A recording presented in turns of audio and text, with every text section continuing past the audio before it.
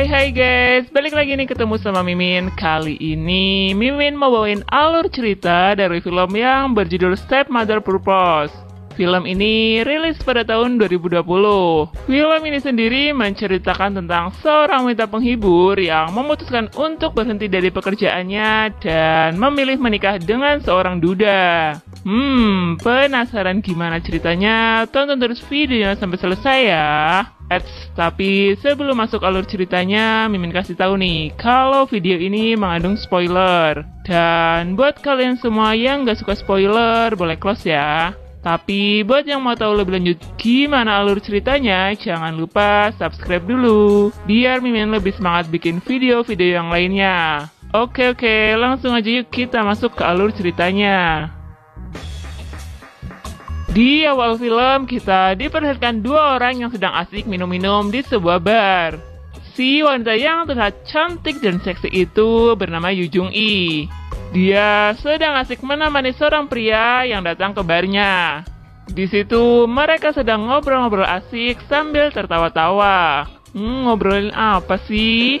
Tak lama kemudian datang seorang pria berpakaian seperti bos dan ikut duduk bersama Yoo Jung-i, juga pelanggannya. Pria itu sendiri bernama Jong-in. Yoo Jung-i pun langsung menyambutnya dan mengajaknya ngobrol. Lalu Yoo Jung-i langsung menelpon temannya untuk datang dan menemani Jong-in. Setelah itu teman Yoo Jung-i pun datang. Dia adalah seorang wanita penghibur. Wanita itu bernama Sung Yeon. Lalu mereka pun ngobrol dan minum-minum bersama. Jong-in yang terlihat sudah mabuk berat malah tak sadarkan diri dan tergeletak di situ. Melihat hal itu, Sung Yeon pun langsung membawanya ke kamar hotel. Heyo, mau ngapain nih? Mengetahui Jong-in yang masih tak sadarkan diri, Sung Yeon pun tergoda untuk mencicipi buyung puyuh milik Jong-in. Lalu Sung Yeon dengan cepat mulai menggrepe-grepe Jong-in dan terjadilah enak-enak di situ.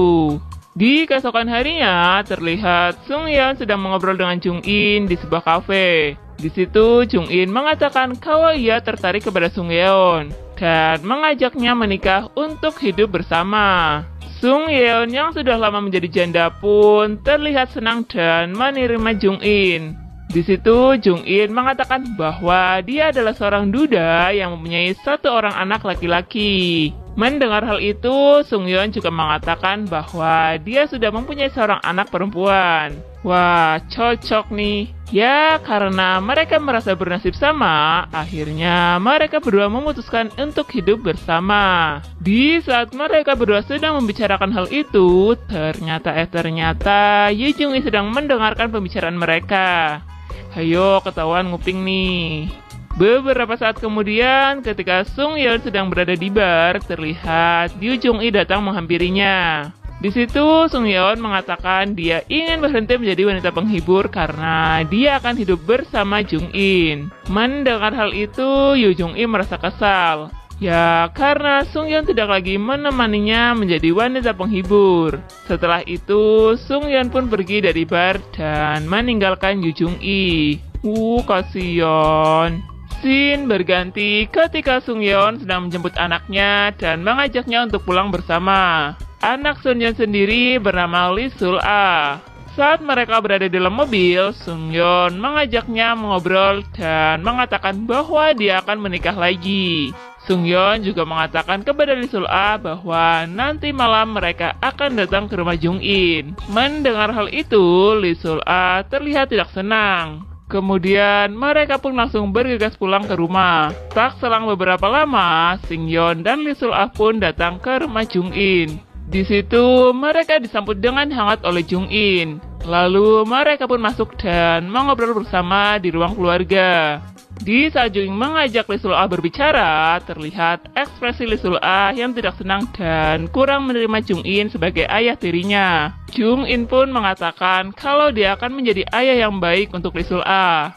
Di tengah-tengah obrolan mereka, tiba-tiba anak Jong-in pun pulang. Dan langsung diajak berkenalan dengan ibu tirinya juga saudara tirinya. Anak itu sendiri bernama Shin Yen-ho.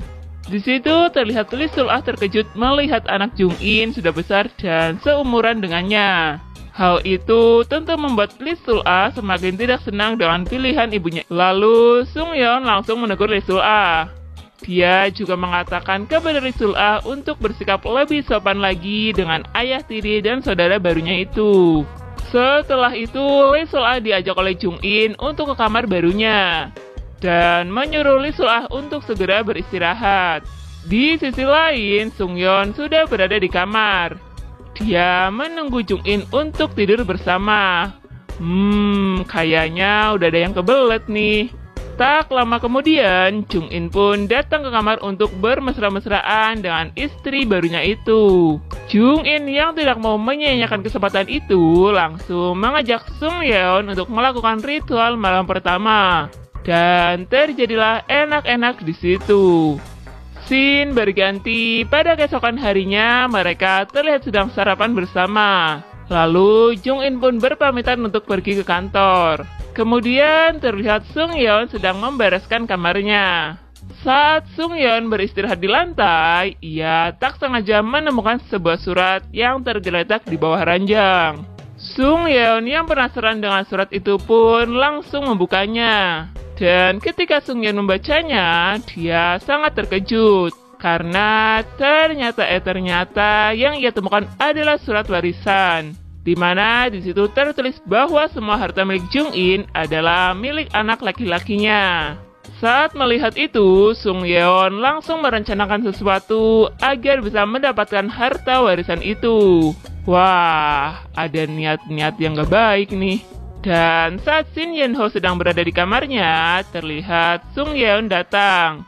Dia membawakan minuman untuk Shin Yeon-ho.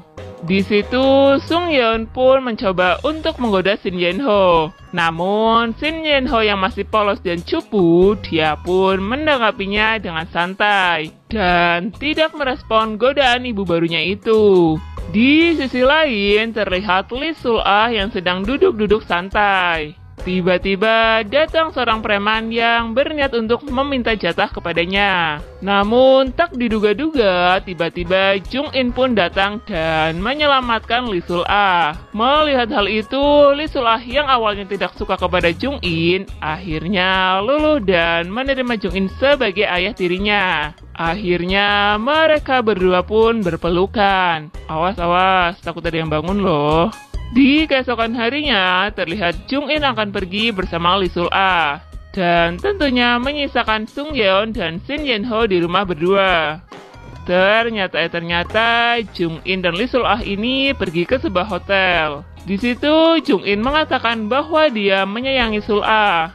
Jung-in juga mengatakan kalau dia ingin merasakan serabi hangat milik Lee Sul-ah. Mendengar hal itu, Lee Sul-ah pun tidak menolak ajakan yang diberikan oleh Jung-in. Dan akhirnya terjadilah enak-enak di situ. Wah, ini kok malah jadi sama anak tirinya ya? Di akhir film diperlihatkan Sung-yeon yang berada di rumah berdua bersama Shin Yeon-ho. Sung-yeon pun tidak mau menyia-nyiakan kesempatan itu. Di saat Shin Yeon-ho sedang duduk santai di ruang makan, tiba-tiba Shin Yeon pun datang menggoda Shin Yeon-ho. Shin Yeon-ho pun sangat terkejut melihat ibu tirinya hanya menggunakan pakaian dalam. Shin Yeon-ho yang awalnya menolak, akhirnya ia mau untuk menghangatkan serabi hangat milik ibu tirinya itu. Dan terjadilah enak-enak di situ. Dan film pun selesai.